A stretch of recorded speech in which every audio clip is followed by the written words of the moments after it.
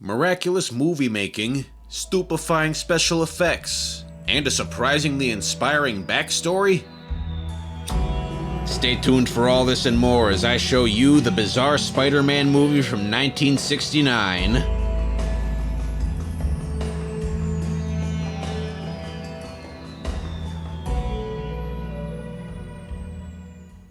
I tell you what, for me, picking a favorite superhero is a task that's very difficult if not impossible, but whenever someone asks, for me the first one that comes to mind is Spider-Man.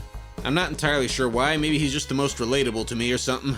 Now, all these new Spider-Man things coming out lately, they seem pretty cool. I'm just not quite as familiar with them as I am with the Spider-Man I remember. No, not that one. Do you like your Spider-Man branded candy cigarettes? Not that one. Definitely not that one. Where did you come from? Jersey. There we go. This is the Spider-Man I remember. Now, this show is occasionally very corny, but I still highly recommend watching it. I think it's very cool. Something like this? This isn't the only Spider-Man cartoon I remember, though. Now, back when I was a kid, I used to go to my local video store and rent this Spider-Man cassette that had a few episodes of this show, and at the end of the tape, it had an episode or two of the original 1967 Spider-Man cartoon as well. And if you thought the 1994 cartoon was corny, man, oh man, you ain't seen nothing yet. Spider sense tells me I'm not alone. Okay, Spider-Man. Anyways, why am I telling you all this? Because the thing I actually came here to talk about is from 1969. So this Spider-Man cartoon right here, this remarkably cheesy 1967 one, this is the only frame of reference outside of the comic books that most people have for Spider-Man at this point in time. I just want you to keep that in mind. That man's an imposter. That man is the imposter. Now, some people will tell you that the 2002 Sam Raimi version was Spider-Man's first movie. Of course, those people are wrong. Wrong. And some people will tell you that this 1977 TV version was Spider-Man's first movie. What's he got on, his underwear? Oh, no, sir, that's like what they wear in the gym. It lets him move around more freely. Wrong. This is Spider-Man's real first movie.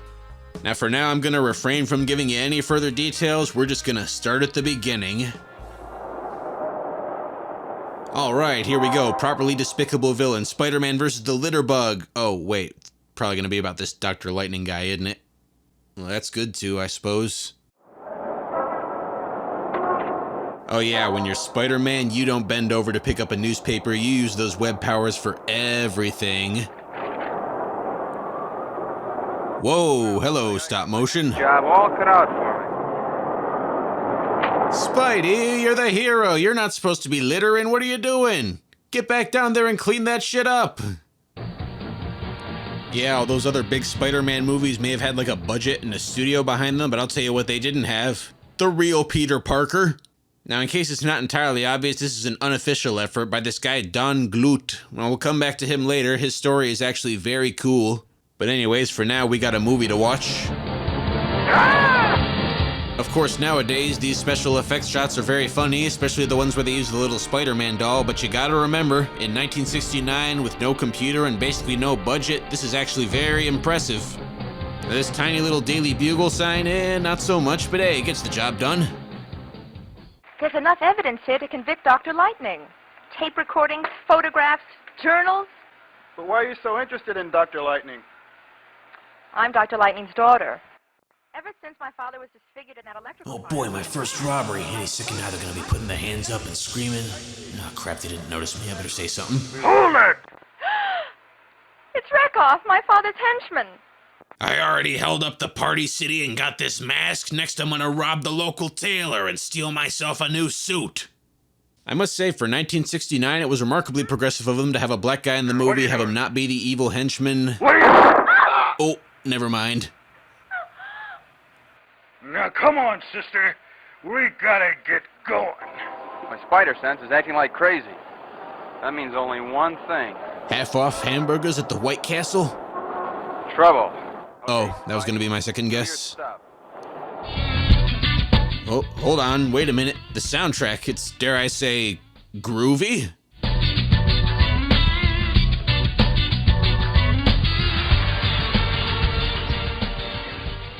Oh man, it's over. Old man Somebody at the bugle's in danger. Randy! Randy! Are you okay? Spider-Man, it's just my shoulder. Oh, hey, he's alive. right. They didn't kill the black guy first. I take back that thing I said earlier. But she dropped him out. So this cave is Dr. Lining's hideout, eh? I know where that is. Sit tight, Randy, and call Doc. Spider-Man littering again? Come on, man. You're supposed to be the good guy. What are you doing? Ooh, the music's back.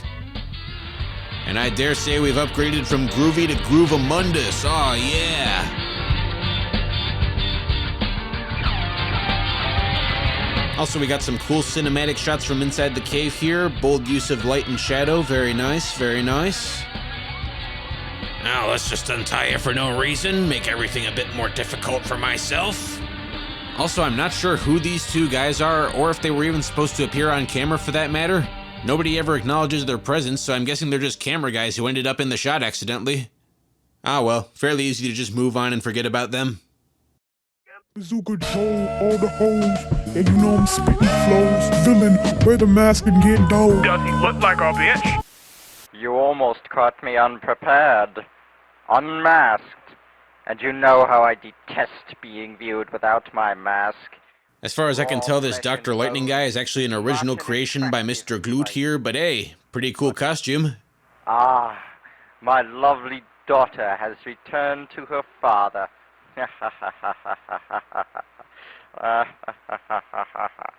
You're no father of mine. Then the world shall pay for this. Typical supervillain. Can't take accountability for being a lousy dad, so now he's just gonna blow up the whole world. Hope they don't mind old Spidey hanging around for a while. Dang, how'd they get Spidey up on the ceiling like that? Oh, wait a minute, the camera's upside down. Yeah, let's move on. We'll start by destroying the Daily Bugle, the paper which chose to say that I was mad. Hey, if it's the same Daily Bugle I saw earlier, you probably won't have to try too hard. You could probably knock that thing over with a stiff breeze. Follow me. This scene also has probably my favorite line in the entire movie. Get your ham hocks off me, pig. Pig, ham hocks, get it? Clever. What's that on the road? Holy shit! It's Spider-Man!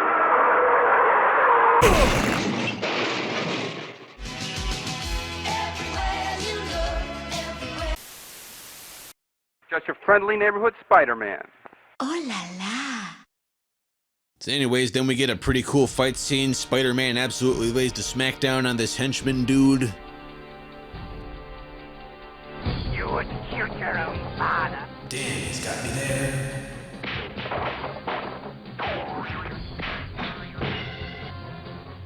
No, not the head wrap. Uh-oh, getting serious now. We're breaking out the big guns, both figuratively and literally.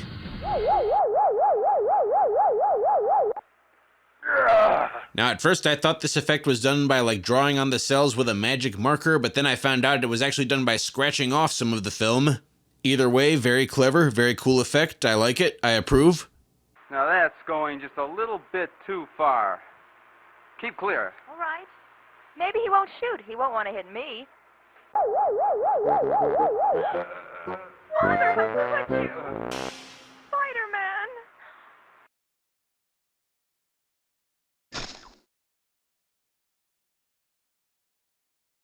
I'm sorry I cannot take you with me, my dear.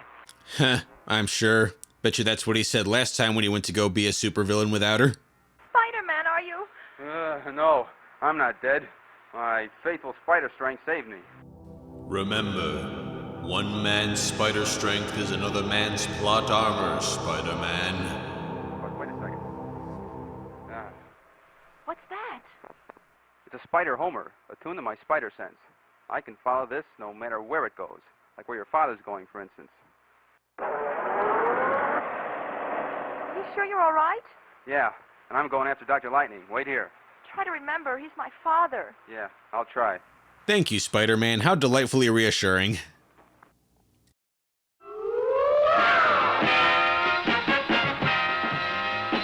The Cadillac feeling by Bulger is apparent the minute you slide under the wheel. The quiet, the serenity, the solid feel that's all automobile. That's the Cadillac feeling. It's all yours. You feel it, others see it. You're never too young, and certainly never too old to achieve that Cadillac feeling.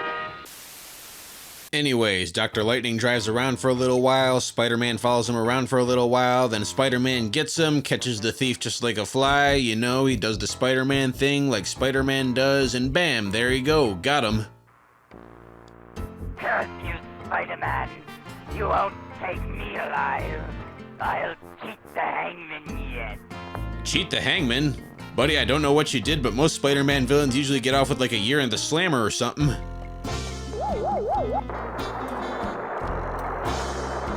He'll be fine. Whoop, never mind. Tough luck.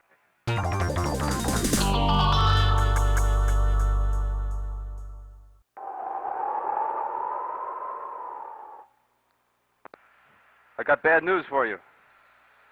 Your father's dead, but you're safe, and so is the world. Well, it may be rather blunt, but at least he's trying to see the silver lining here.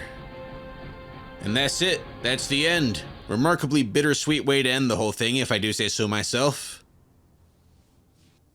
Now then, remember that Don Glut guy I've mentioned a couple of times, who I said we'd come back to later? Well, we're coming back to him now. Who is this guy? Donald F. Glut. You see, this is not his only independent film, no, this was his final independent film. He had done like a lot of other homemade movies before this. Spider-Man was the end of my amateur movie career. In several ways, this was actually sort of the culmination of all the skills he'd learned making all those other movies leading up to this point. I use forced perspective. I use slow motion. I blew up another car with a cherry bomb.